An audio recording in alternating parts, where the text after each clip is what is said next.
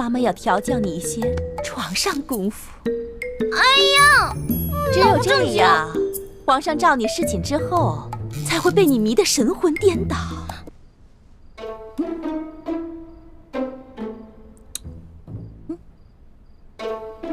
哎呀，我查一查你的毒解没解嘛？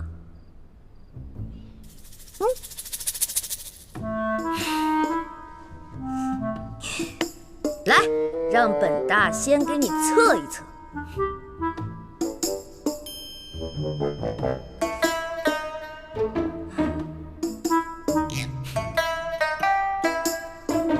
不错，你的毒已经解了。皇上的呢？当然也解了。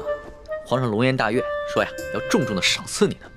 真的假的？龙小弟，我发财了！我发财了！龙小弟，我发财了！你知道吗？这次回去啊，我给我的兄弟姐妹们带了好多东西，他们看到以后可开心了。我看到他们开心，我就特别开心。看着老大的笑脸，小弟的心里也是很开心啊。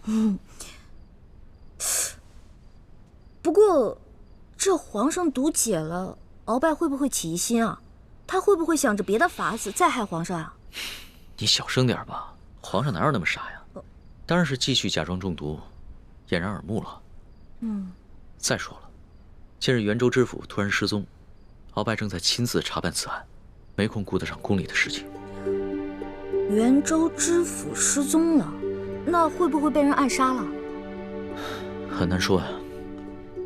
近日明珠谷的乱党活动猖獗，这袁州知府失踪之事多半与乱党有关。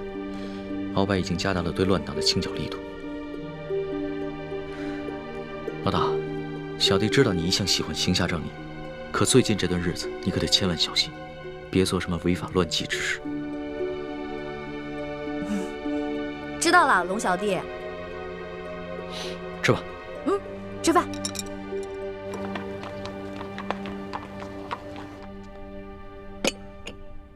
我刚刚得到消息，清廷突然下旨给吴三桂，让他将当年我父王的所有遗物，无论大小，无论贵贱，全都上交给朝廷。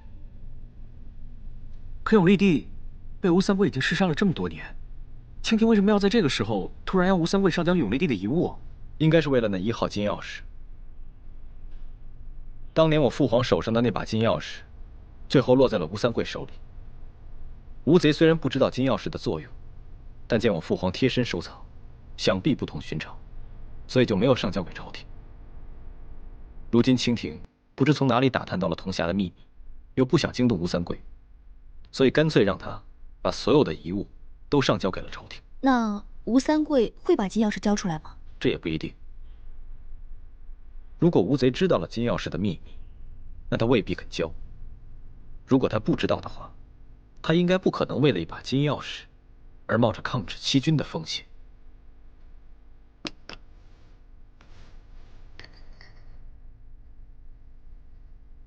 我们现在该怎么做？滇都的内线传来消息，吴三桂已经命令他的二儿子吴应奇押送父皇的遗物进了京城。叶师弟、樊师妹，你们2个人去跟踪吴应奇的车队，想办法打探清楚那批遗物当中到底有没有那把金钥匙。如果有的话，立刻想办法拿回来。好，我们现在就收拾东西出发。怎么了，叶师弟？有什么问题吗？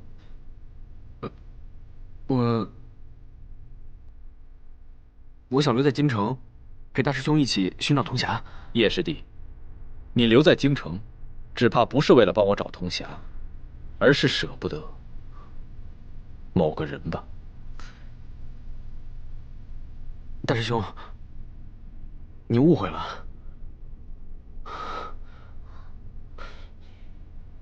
叶师弟，大师傅说过，出谷之后一切行动要听从大师兄的指挥。再说从吴应奇手中拿回金钥匙的任务也很重要，怕是我一个人应付不来啊。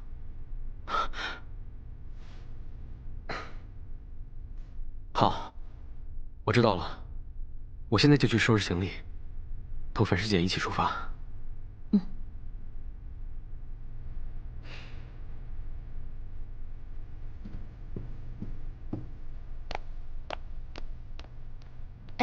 小师妹呢？怎么不见她呀？她去见龙三了。我让她去打探孙福失踪以后，蜻蜓的动静。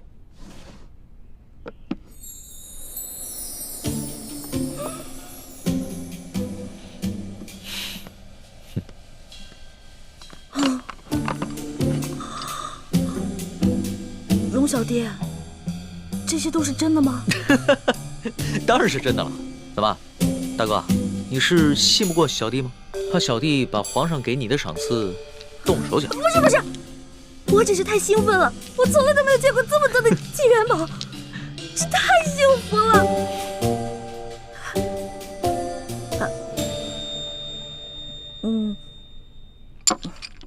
好兄弟，有福同享，有难同当，分你一半。那可不行，是你解了鳌拜给皇上下的毒，我要是动了这些赏赐的话，说不定皇上会摘了我的脑袋。这件事情天知地知，你知我知，皇帝小儿不会知道的，拿着吧。谢谢大哥了，小弟真的不需要。真的不需要？我看起来很像缺钱的样子吗？啊，大哥自己留着用吧。我给你了啊，是你自己不要的，别怪我。好，我不怪你，我知道我这个大哥呀，最讲义气了，有眼光。哎，大哥，不过你要的那几副药材，我已经找人在配了，有几味呢，确实宫里也没有。宫里都没有啊？不瞒大哥说啊，这宫里边啊，也不像你们想的那样，什么都有。就拿药材来说吧，珍稀的药材、不常用的药材，这也不是随时都有的。不过你放心好了，这个事情包在我身上，我一定给你办妥了。还是龙小弟讲义气。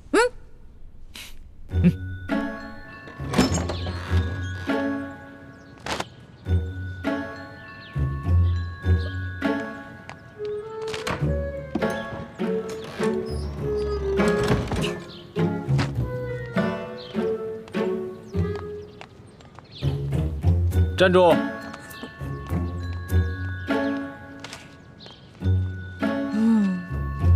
又要去哪儿啊？我存粮没了，打算出去买点好吃的。就知道吃。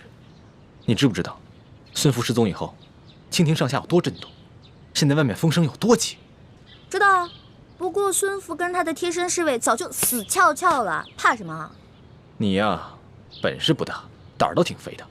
现在清廷在全国范围内加强了对反清势力的清洗，不要说是元州，就连京城，也比平时多了很多的暗探。知道了，猪哥哥，我就出去买点吃的，马上就回来。你的保证我可信不过。你还记得元州春风院的老鸨吗？当然记得了。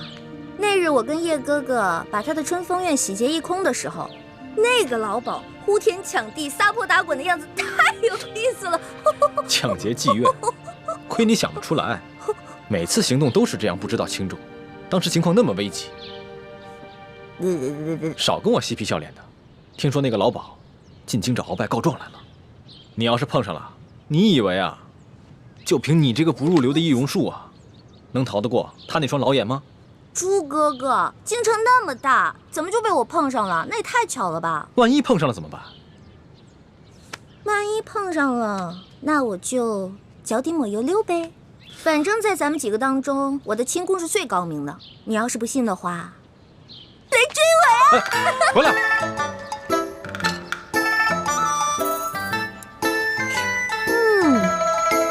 香，烤鸭来了。放那放那。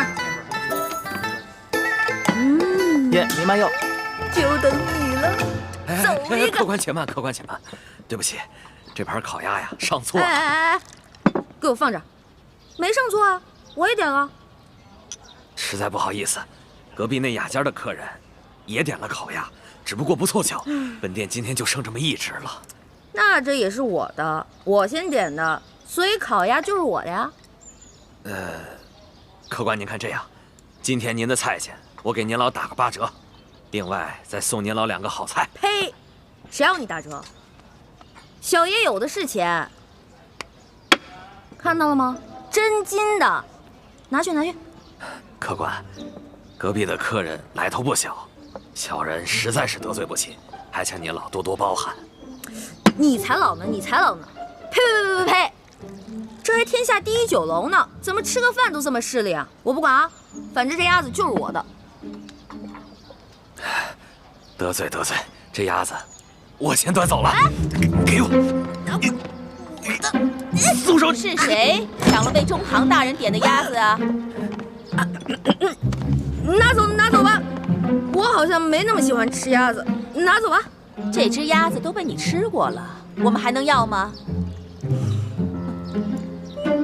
天哪，我今天出门为什么不看一下黄历呀？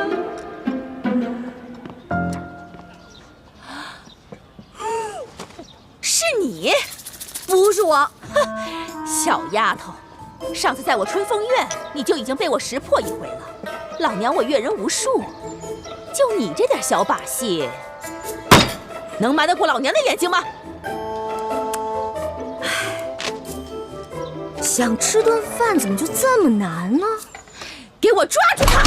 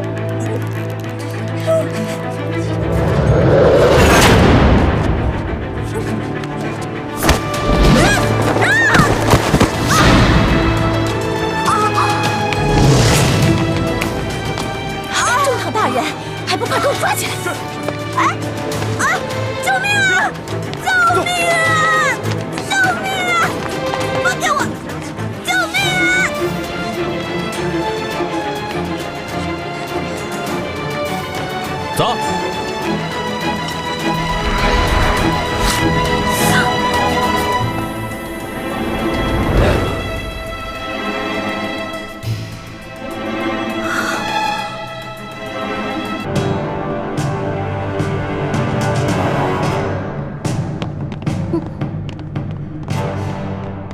楚哥哥，谁让你出门的时候诅咒我？现在我该怎么办啊？原来是个小丫头，刘妈妈。是。和穆太大人一起离开春风院的那个姑娘，就是她。回中堂大人就是她。你别老这么盯着我看呀，盯得我心里直发毛。啊，冷静冷静，现在一定要冷静。大胆妖女，你把知府大人弄到哪儿去了？还不快从实招来！若有半句假话，我……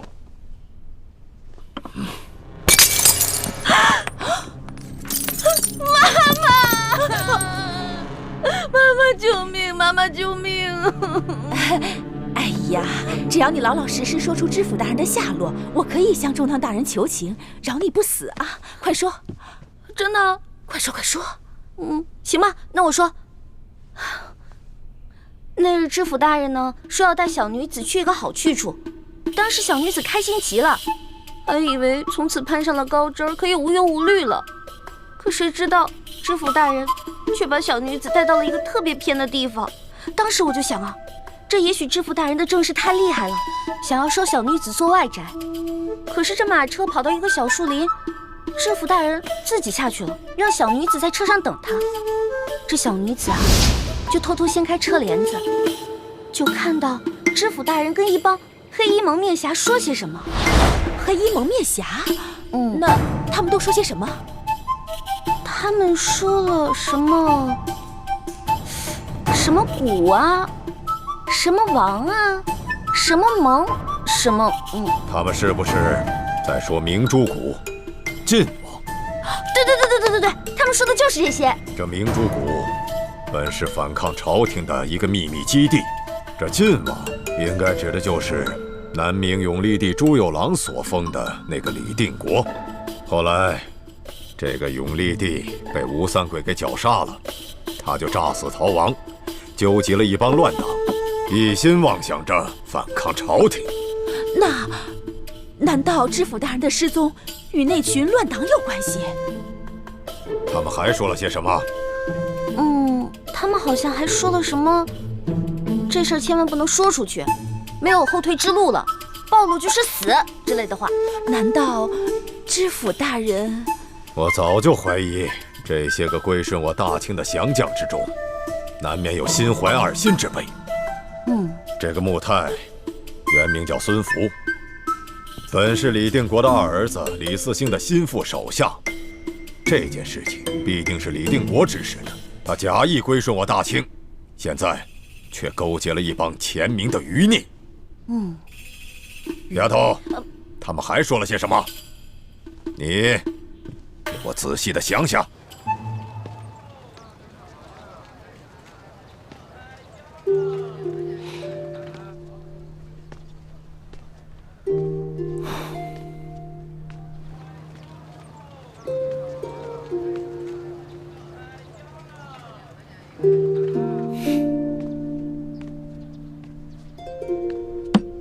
他们都是一些零碎的只言片语，我也没听清楚。但是我听到了一个人的名字，他们每当说到这个人啊，声音高涨，义愤填膺，还破口大骂呢。他们在骂谁？他们好像在说什么敖王八、敖乌龟，还敢称自己是第一勇士，早晚把他打得满地找牙。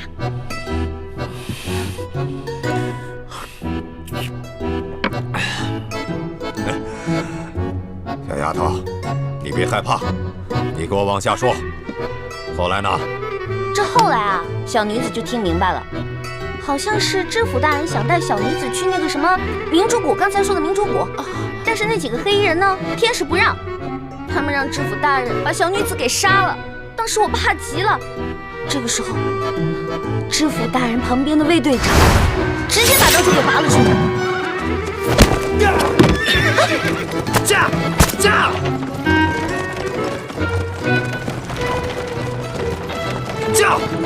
你来驾马车，我去对付他们。我不行，我不会驾马车。想死就快点，抓住缰绳！快！再后来呢？再后来，小女子就拉着马缰绳，一直跑啊，就听到后面刀剑撞击的声音越来越大，我就跟着马车一直跑。这后来马儿累了，停下来了。小女子怕他们赶过来，把我杀了，我就跑了。这个卫队长，是我安排在孙福身边的一个密探，多半是他发现了孙福和乱党勾结，所以这个孙福才会杀人灭口。小丫头，出了这么大的事情，你怎么不去报官呢？我害怕呀，一个是知府大人，另外几个是歹徒，我怕我去报官以后，反而会送了小女子的命。那我问你，你后来怎么又跑到京城来了呢？因为小女子不敢留在元州了，小女子怕他们追杀我呀，我就想说，要不要回京城找自己失散多年的哥哥呢？但是京城这么大，我找不着啊，就只好干一些小偷小摸的事儿，过日子了。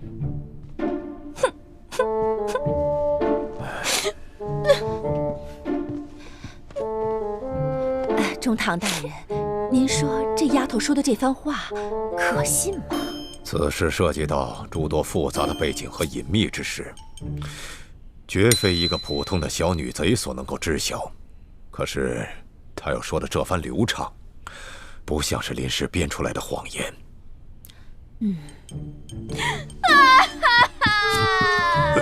大人，小女子再也不敢了，小女子再也不敢偷了，死也不敢偷了。大人，妈妈，帮我劝劝大人，别杀了小女子啊！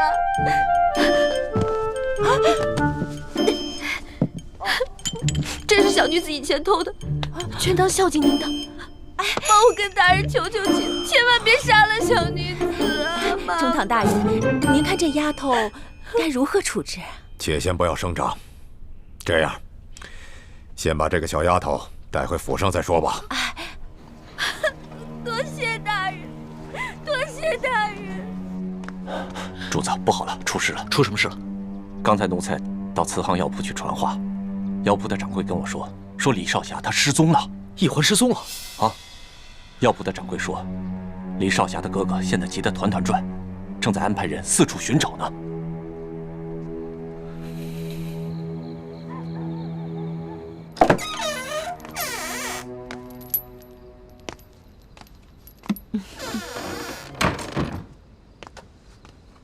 来吧。不是吧？你只给我拿2个白馒头。哟，那你想吃什么呀？哦，您不会以为您还在天下第1楼上冲大爷呢吧？妈妈，我刚才在9楼对您多有不敬，但是您别忘了，我还孝敬了您2锭金元宝呢。所以呀，我才来给你送2个馒头啊。妈妈我呀，也是有原则、讲情义的。2个馒头换2个金元宝，这馒头也是我见过最贵的了。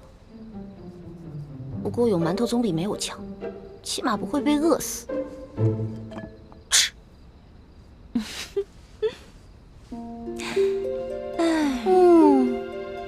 这些馒头里再加几片烤鸭，哇，那烤鸭的肥油在嘴里流淌着。哟，到这个时候了，你还只想着吃呢？哎，你就不怕这是你最后一顿晚餐？怕怎么办啊？怕也得吃啊，总不能这样等死吧？妈妈，其实这京城啊有不少小肥羊，都被我宰过。我在住处啊还藏了些钱，要不然咱俩平分？不行。64，我4你6行了吧？不行，你就是全给我，我也不敢放了你啊！哎呀，这钱再多，没命花了，也没意思了，不是？妈妈，哎呀，求求您了，您说杀了我容易，但是你们把我留着有用啊！京城肥羊那么多，我出去帮你们抓肥羊啊，回头那钱全都给你，你看行不行啊？放了我啊！哎呀，你这小丫头啊，果然是有点意思。妈妈我呀，训练了那么多女孩子，她们也全是中堂大人千挑万选出来的，可是她们呀，没有一个有你的美貌，也没有一个像你这么机灵。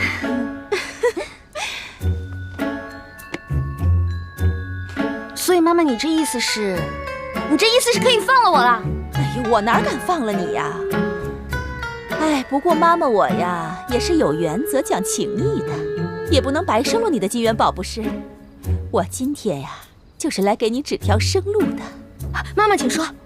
易姑娘那一番谎话，说的是声情并茂，丝毫没有破绽，居然连老奸巨猾的鳌拜都被她骗过去了。这鬼丫头仗着自己有点小聪明，就胆大包天。她虽然骗过了鳌拜，可是也被鳌拜带进了鳌府。鳌拜究竟会怎么处置她，还很难说。我们呀，在鳌拜府中也发展了内线，不过鳌拜不信任我们，我们的人只能在外围当差。不过我已经吩咐下去，让他们想尽一切办法打探消息。鳌拜性情暴虐，易欢在他手里非常危险，我们必须尽快想办法救他出来。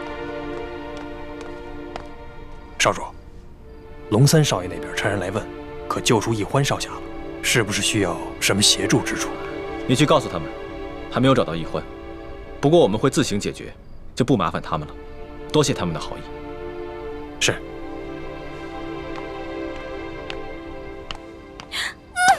妈妈，你选对人了。看我，大杏仁眼，大双眼皮儿，大美女，而且关键是我肤白发黑，大长腿，娇俏可爱，大美人儿。你选我真是选对了，我是万里挑一的美人儿啊！这么说，你答应了？怎么，你不答应？这中堂大人可不缺钱，他缺的只有美女。这也是你最后一次机会了。那能不能先给我上一盘烤鸭，再来一壶桂花酿啊？我得吃饱肚子才有思考的余地嘛。唉。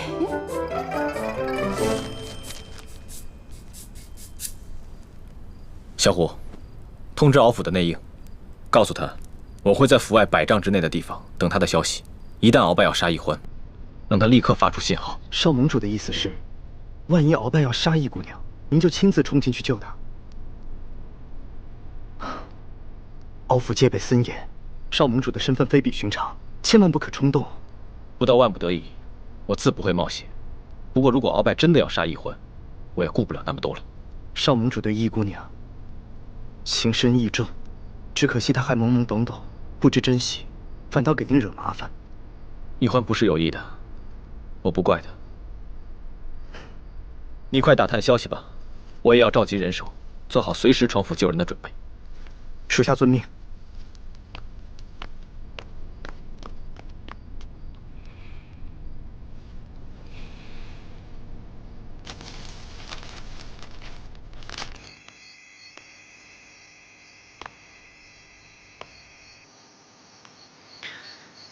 看来易欢一定是出了什么事情，他的哥哥不肯告诉我们实话。是啊，主子。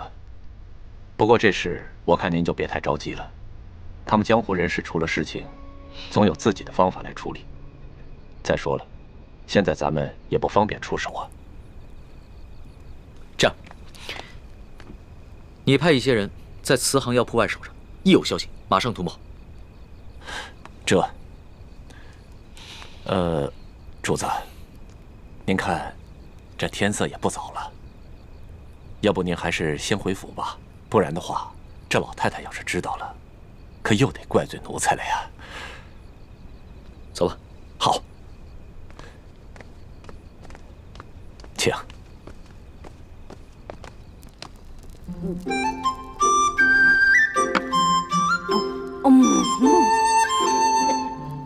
哎呀，您这整只烤鸭都吃完了，还没考虑好呢。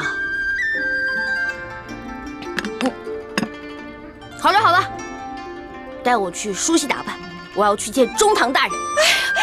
就知道你是个机灵的丫头。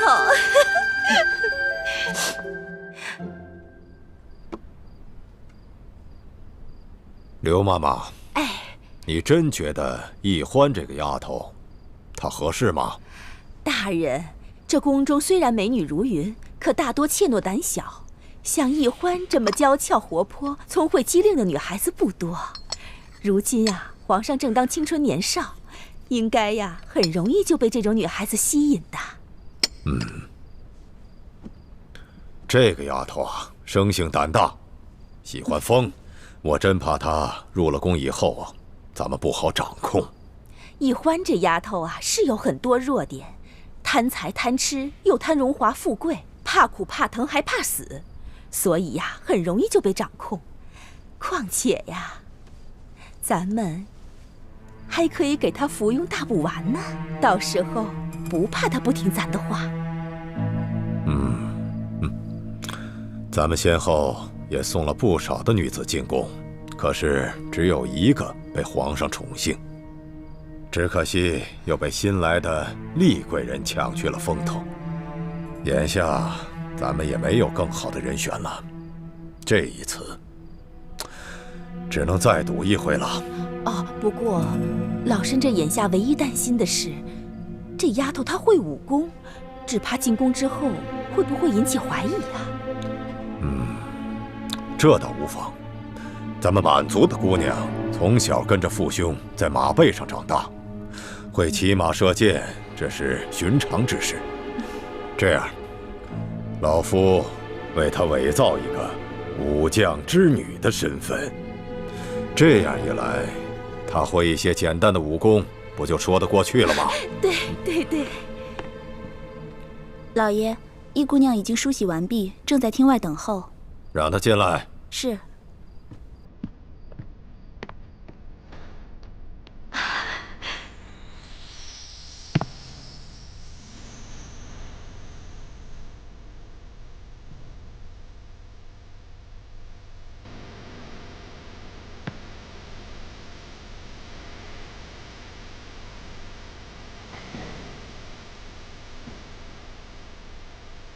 小女子拜见中堂大人。好，好，好。谢谢中堂大人不杀之恩。易欢，你是否真心愿意为老夫所用啊？小女子誓死效忠大人。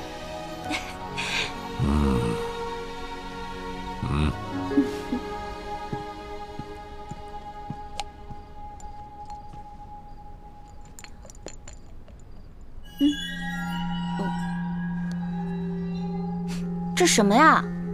香香的。这是大补丸，吃了它可以让你的肌肤如玉，永葆青春。真的？当然是真的。这大补丸确有补气益血、健身养颜之功效，只不过一旦吃下去，就必须每个月都要吃一颗，否则的话，你就会肠穿肚烂，让你死得苦不堪言。怎么样？如果你愿意为老夫所用，就服下这颗大补丸。只要你能够乖乖的听老夫的话，老夫每个月都会给你一颗的。那大人，如果我不吃这颗大补丸，您是不是就要杀了我啊？哼！你先是对元州知府勾结乱党一事知情不报，后来又在这天子脚下偷盗行窃，这哪一条都该杀头。哼，什么大补丸？不就是慢性毒药断肠散吗？本姑娘10岁的时候就会配，也会解了。我现在这副害怕为难的样子，不过就是为了麻痹你这个大坏蛋。哎呀，我说丫头啊，你可是聪明人，吃下这颗大补丸，从此荣华富贵享之不尽。你要是不吃啊，你这个小脑袋马上就搬家了。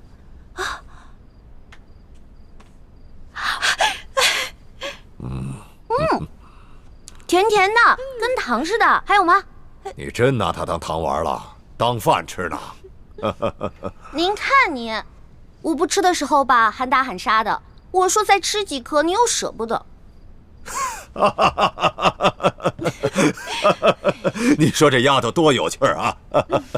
刘妈妈，离这批秀女进宫的日子只剩下7日了，你要抓紧时间好好的调教她，切不可让她露了马脚。是大人。什么？鳌拜不仅没有杀易欢，还给他安排了一处别院，派了2个丫鬟来伺候他。易姑娘也不知道想出了什么办法，事情的进展出乎我的意料。不过至少易姑娘暂时安全了。少盟主，还请您先撤，我们的内线会想尽办法跟易姑娘接上头的。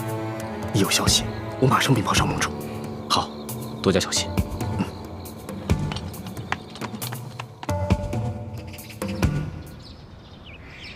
中堂大人，玉欢这丫头果然是极聪明，学什么一点就通。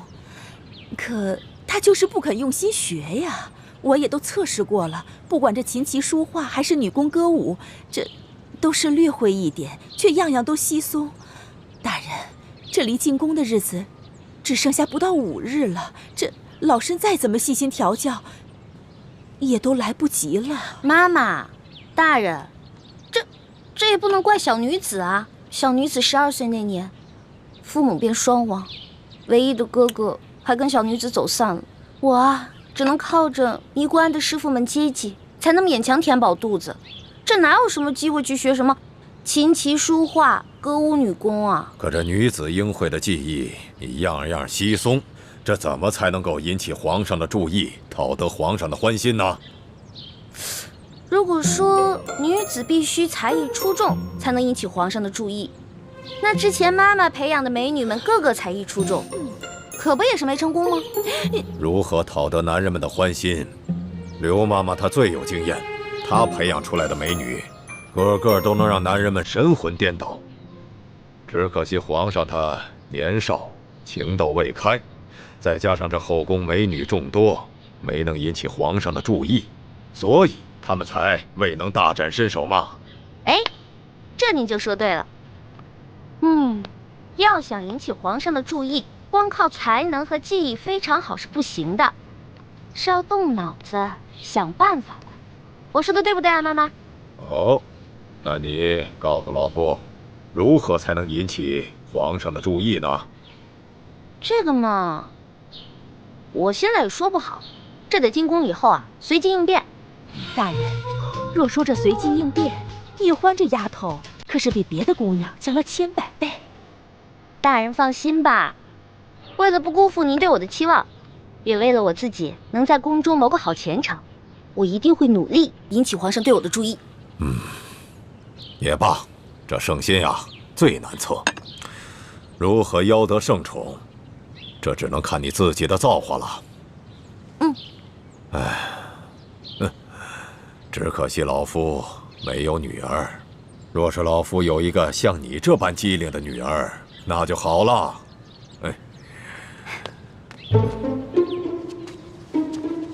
依父在上，干女儿给您磕头了。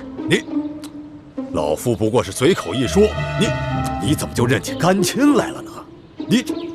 哎呀，我说你这个丫头啊，你可真会顺着杆往上爬呀！好，老夫就认了你这个干女儿。快起来吧。谢依父。对了，义父有件事情必须要提醒你，我们这门干亲只能私下里认，等你进了宫以后，千万不能让其他人知道。若是皇上知道了你是老夫安排的人，那对你对老夫都不会是好事情。依父您放心吧，女儿我呀不会乱说话的。你真是长了个七窍玲珑心呐！好，既然你认老夫做了义父，那作为义父就得有所表示。义父送你一件礼物。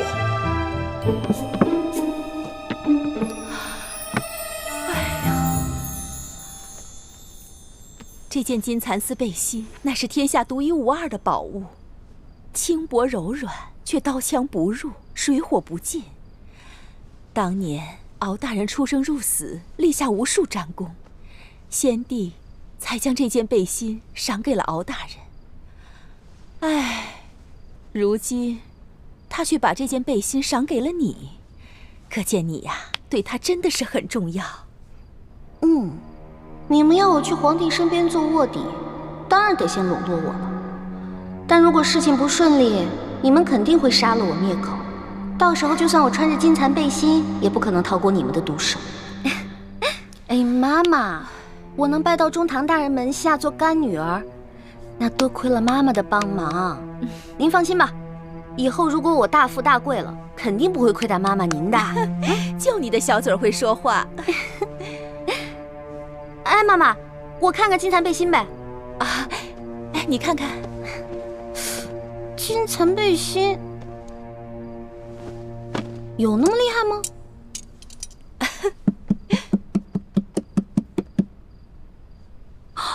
哇，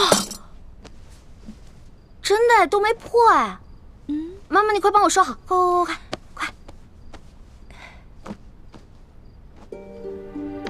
朱哥哥说过，京城第一酒楼和鳌拜府中都有咱们明珠谷的内线，那他应该已经知道我现在的处境了，肯定会让府邸的内线来和我接头。这老东西一直守在我身边，寸步不离的，真是讨厌。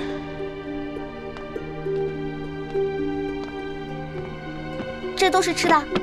是的，依姑娘，这些菜是特地从京城第一酒楼给你订的，尤其是这盘酱鸭头，是酒楼新来的厨子朱师傅为您准备的。朱师傅说了，姑娘品尝过后，有什么需要改进的，朱师傅会尽量满足您的要求的。我知道了，你先下去吧，记得再给我拿一壶桂花酿过来。是。妈妈，您看啊，这么多美食，其实我应该跟您老一起分享的。但是你也知道，我这个人吧，最大的缺点就是贪吃。再加上上次您在酒楼里跟我抢一只鸭子，那事在我心里留下很深的阴影啊。所以，您要是跟我在一桌吃饭的话，我这内心肯定会特别害怕。要不然您就先……放心，我不会跟你抢吃的，我自己回房间吃啊。不过，待会儿吃过晚饭之后啊，我要陪你一起同床共眠。这同床共眠就算了吧，我从小到大都没跟人同床共眠过，而且这同床共眠，我看着您这张老漂亮的脸，我睡不着啊。今晚不行，我必须要陪你一起睡，因为今天晚上妈妈要调教你一些床上功夫。哎呀，只有这样，皇上召你侍寝之后，才会被你迷得神魂颠倒。你现在害羞啊，等将来进了宫，得到了皇上的圣宠，你还要感激妈妈的调教之恩呢。行，我谢谢你妈妈。你别说了，你赶紧走吧。你走吧，你说的我都羞死了。快回去吃饭吧。